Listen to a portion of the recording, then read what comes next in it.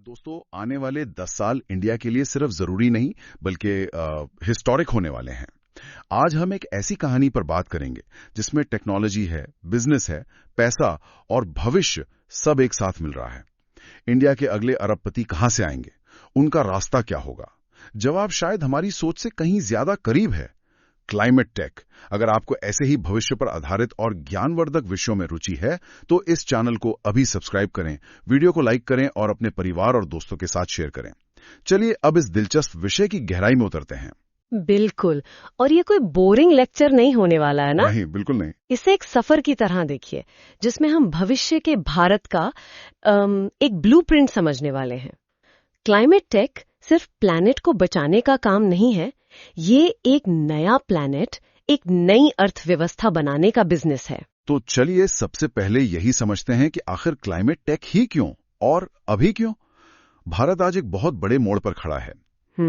सालों तक दुनिया हमें सिर्फ एक एनर्जी कंज्यूमर के तौर पर देखती थी, लेकिन अब हम एक एनर्जी प्रोड्यूसर और टेक्नोलॉजी एक्सपोर्टर बनने की राह पर हैं।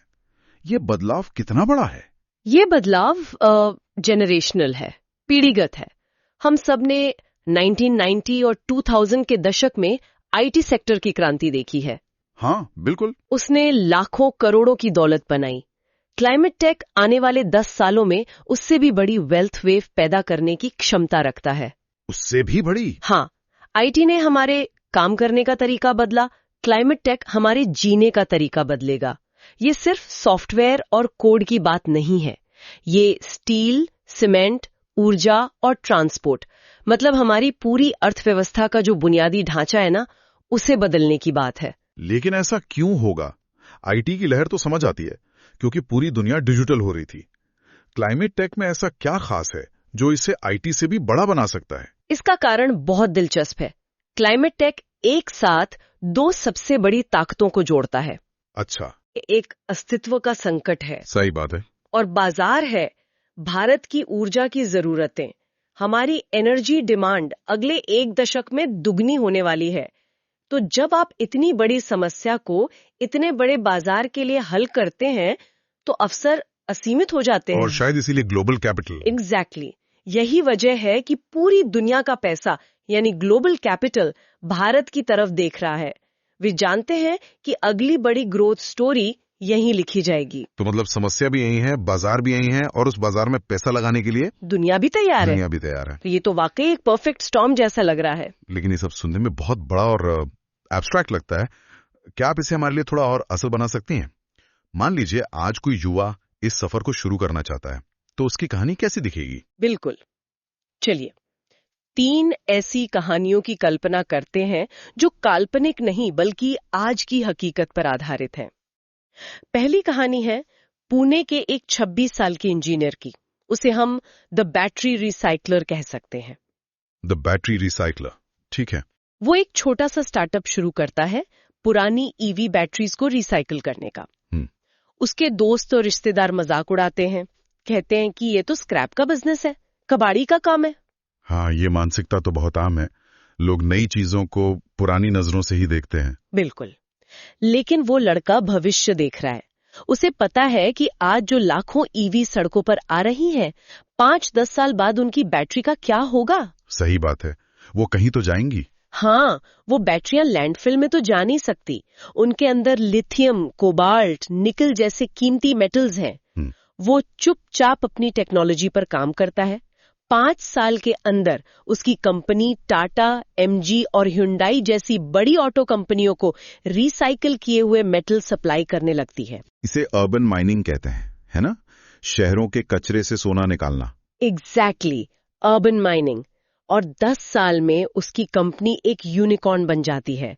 और 15 साल में वो लड़का, जिसे लोग कबाड़ी कहते थे, भारत का पहला बैटरी रिसाइकलिंग अरबपति बन जाता है। वाह, ये बैटरी रिसाइकलिंग की कहानी तो मेटल और हार्डवेयर पर है।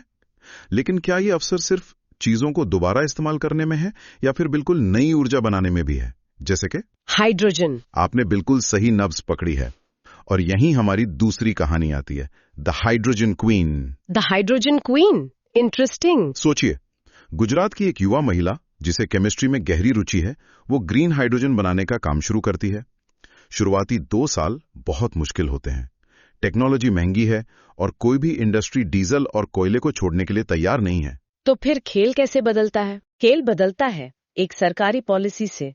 सरकार अपना ग्रीन हाइड्रोजन मिशन लॉन्च करती है और प्रोडक्शन लिंक्ड इंसेंटिव यानी PLI स्कीम के तहत ऐलान करती है कि भारत में इलेक्ट्रोलाइजर बनाने की लागत का 30% तक सरकार वापस देगी। अच्छा, तो अचानक से? अचानक जो टेक्नोलॉजी महंगी लग रही थी वो वायबल हो गई।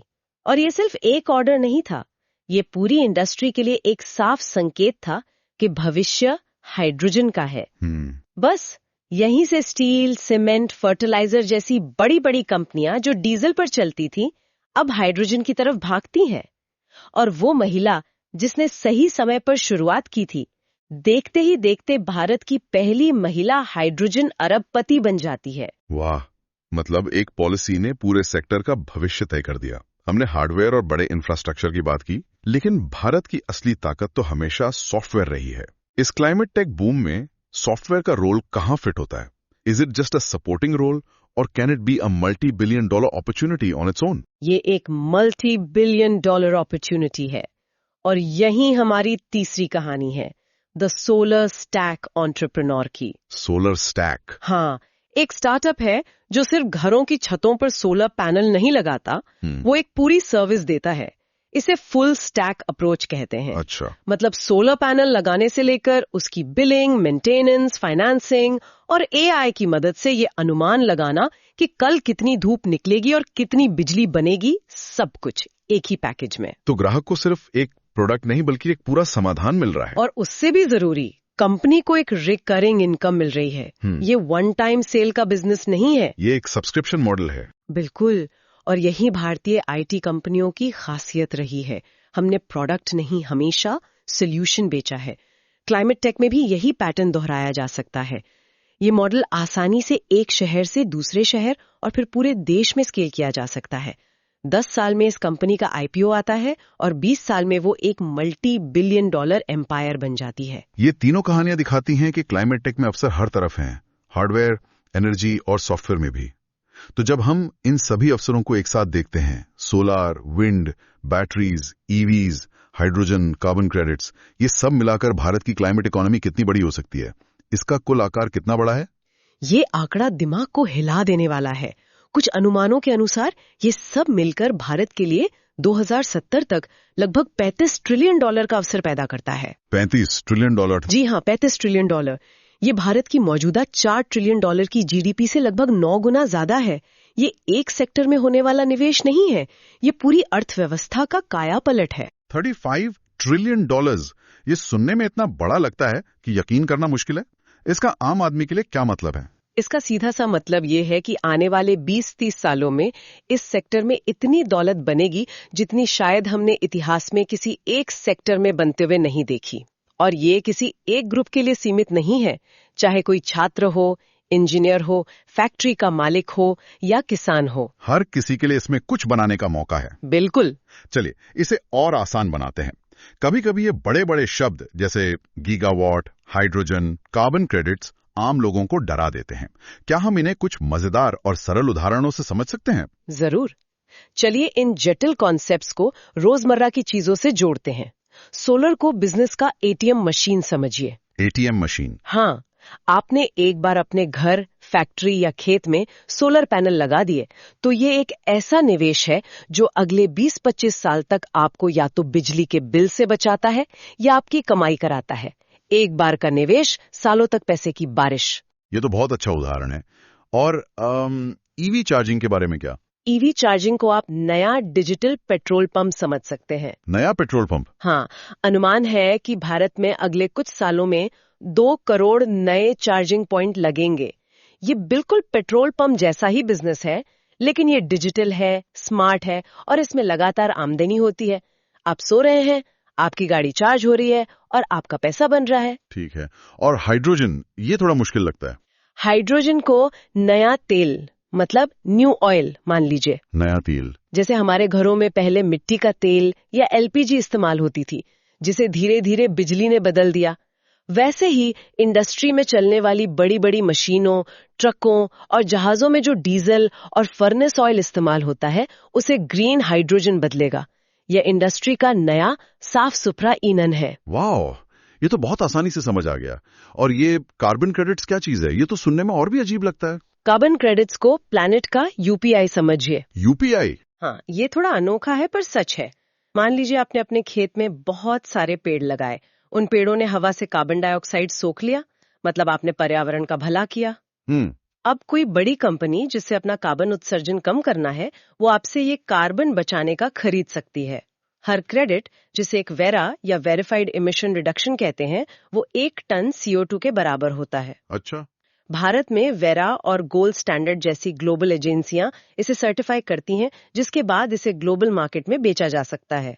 तो ये एक वेरिफाइड ट्रेडेबल एसेट है जो अच्छे काम को इनाम देता है। ये यूपीआई वाली एनालॉजी तो कमाल की है। इसने एक बहुत ही जटिल विषय को 1 सेकंड में समझा दिया है। तो अवसर बहुत बड़ा है, टेक्नोलॉजी भी आ रही है, लेकिन सरकार का इसमें क्या रोल है? सरकार सिर्फ सोच नहीं रही, बल्कि पूरी ताकत से इस दिशा में धक्का दे रही है। क्लाइमेट टेक भारत के लिए कोई विकल्प नहीं, बल्कि भविष्य के लिए एक राष्ट्रीय मिशन है। सरकार ने 2030 तक 500 गीगावाट स्वच्छ ऊर्जा पैदा करने का लक्ष्य रखा है। 500 गीगावाट? जी, पूरा ग्रीन हाइड्रोजन मिशन लॉन्च किया गया है। बैटरी स्टोरेज को बढ़ावा देने के लिए नीतियां बनाई जा रही हैं, ईवीज पर सब्सिडी दी जा रही है और भारत में ही बैटरी और सोलर पैनल बनाने वाली कंपनियों को प्रोडक्शन लिंक्ड इंसेंटिव्स दिए जा रहे हैं। तो सरकार रास्ता बना रही है? हाँ, सरकार का काम है उद्यमियों के लिए रास्ता बनाना और जोखिम कम करना, और वो यही कर रही है। ठीक है, तो अवसर विशाल हैं, सरकार भी मदद कर रही है। ये सब सुनने में लगभग इतना अच्छा लगता है कि सच ना लगे। इसमें जोखिम क्या है? वो कौन सी चुनौतियां हैं जो इस पूरी कहानी को पटरी से उतार सकती हैं? ये बहुत जरूरी सवाल है। सबसे बड़ा जोखिम है एग्जीक्यूशन एट स्केल। मतलब? भारत आइडिया और पायलट प्रोजेक्ट्स में बहुत अच्छा है, लेकिन जब हजारों मेगावाट के प्लांट लगाने या करोड़ों गाड़ियां बदलने की बात आती है, तो हमारी असली परीक्षा होती है। सही है। दूसरा जोखिम है ग्रिड इंस्टेबिलिटी। सोलर और विंड एनर्जी तभी बनती है जब धूप हो या हवा चले। हाँ। जब ये नहीं होते, तब ग्रिड को स्थिर कैसे रखा जाएगा? इसके लिए हमें बैटरी स्टोरेज में भारी निवेश करना होगा, जो अभी भी महंगा है।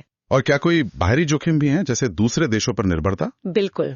तीसरा बड़ा जोखिम है सप्लाई चेन डिपेंडेंस। आज हम सोलर पैनल और बैटरी के लिए चीन पर बहुत ज्यादा निर्भर हैं। कहीं ऐसा तो नहीं कि हम मध्य पूर्व के तेल पर अपनी निर्भरता को चीन के कच्चे माल पर निर्भरता से बदल रहे हैं? हमें लिथियम, कोबाल्ट, सिलिकॉन जैसे खनिजों की अपनी सप्लाई चेन को सुरक्षित करना होगा। और चौथा जोखिम है पॉलिसी कंसिस्टेंसी। निवेशकों को 10-20 साल की निश्चितता चाहिए। अगर सरकारें बदलती हैं और नीतियां भी बदल जाती हैं, तो इस सेक्टर में लंबा पैसा लगाना मुश्किल हो जाएगा। ये असली चुनौतियां हैं जिन्हें हमें हल करना होगा। तो इन जोखिमों को ध्यान में रखते हुए अगर कोई उद्यमी फिर भी इस मैदान में उतरना चाहता है, तो उसे कहां से शुरू करना चाहिए? पैसा बनाने के वो कौन से 5 सबसे बड़े और ठोस रास्ते हैं? देखिए, आप अरबपति तब बनते हैं जब आप बड़ी समस्याओं को हल करते हैं। क्लाइमेट टेक में दौलत बनाने के 5 मुख्य क्षेत्र हैं। पहला है मैन्युफैक्चरिंग। हाँ, भारत अब चीन पर निर्भर नहीं रहना चाहता, तो भारत में ही high efficiency solar panel, battery cells, hydrogen बनाने वाले इलेक्ट्रोलाइजर्स और उनके छोटे छोटे पार्ट्स बनाना और उन्हें दुनिया भर में एक्सपोर्ट करना, ये मेक इन इंडिया का शायद सबसे बड़ा अवसर है। दूसरा, शायद इन बनी हुई चीजों को जमीन पर लगाना होगा। एकदम सही। दूसरा है डिप्लॉयमेंट एट स्केल, मतलब इन चीजों को बड़े पैमाने पर लगाना। हजारों एकड़ में सोलर प्लांट बनाना, कंपनियों के लिए हजारों ईवीज का फ्लीट चलाना या गांवों में बिजली पहुंचाने के लिए छोटे छोटे माइक्रोग्रिड लगाना। इसमें प्रोजेक्ट मैनेजमेंट और फाइनेंसिंग का बहुत बड़ा खेल है। बिल्कुल। और तीसरा, जैसा हमने सोलर स्टैक वाली कहानी में देखा, सॉफ्टवेयर और सर्विसेज। हाँ, तीसरा क्षेत्र है सर्विसेज एंड सॉफ्टवेयर। बिलिंग के लिए सॉफ्टवेयर, एआई की मदद से ये अनुमान लगाना कि कब कितनी बिजली बनेगी, ड्रोन से सोलर फार्म का मेंटेनेंस और पूरे पावर ग्रिड को बैलेंस करने के लिए स्मार्ट सॉफ्टवेयर बनाना।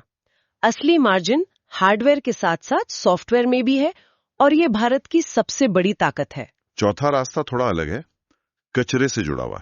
चौथा है सर्कुलर इकोनॉमी, मतलब कचरे को दौलत में बदलना। Waste to wealth. हाँ, पुरानी बैटरी को रिसाइकल करके कीमती धातु निकालना, प्लास्टिक से ईंधन बनाना या शहर के कचरे से बिजली और खाद बनाना। इस मॉडल में बर्बादी जैसी कोई चीज नहीं है, हर चीज एक संसाधन है।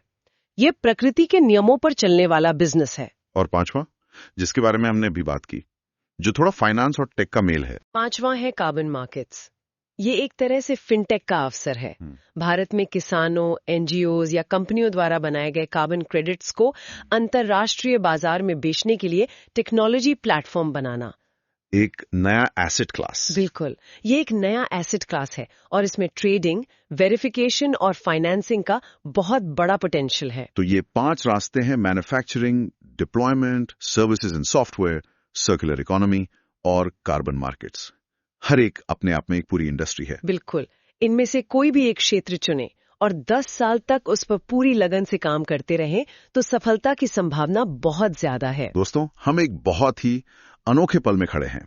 आने वाले 10 साल में दुनिया ये तय करेगी कि क्लाइमेट चेंज से लड़ाई का नेतृत्व कौन करेगा। और भारत का जवाब साफ है, हम तैयार हैं। और ये सिर्फ दुनिया की समस्या हल करने के बारे में नहीं है, हम अपनी पीढ़ी के लिए सबसे बड़ी दौलत की लहर मना रहे हैं। ये एक ऐसा दुर्लभ मौका है जहां देश की सेवा करना और पैसा कमाना दोनों एक साथ हो रहे हैं। सोचिए, 10 साल बाद जब ये ग्रह हमारे बच्चों से पूछेगा कि तुम्हारे माता पिता ने भविष्य के लिए क्या बनाया, तो जवाब गर्व से दिया जा सकेगा, मैं भारत की क्लाइमेट टेक क्रांति का हिस्सा था। भविष्य किसी का इंतजार नहीं करता है, भविष्य उन्हें इनाम देता है जो आज एक्शन लेते हैं, जो कुछ नया बनाने का फैसला करते हैं। आज की बातचीत पर आपका क्या सोचना है? क्लाइमेट टेक के इन 5 क्षेत्रों, manufacturing, deployment, services, circular economy या कार्बन मार्केट्स, इनमें से आपको कौन सा सबसे ज्यादा प्रॉमिसिंग लगता है और क्यों? नीचे कमेंट सेक्शन में हमें जरूर बताएं। और हां, आप यहां तक आ ही गए हैं तो जाने से पहले प्लीज चैनल को सब्सक्राइब कर लें ताकि आपको ऐसे ही उपयोगी और जानकारी वाले वीडियो के नोटिफिकेशन मिलते रहें। मिलते हैं अगली बार। जय हिंद।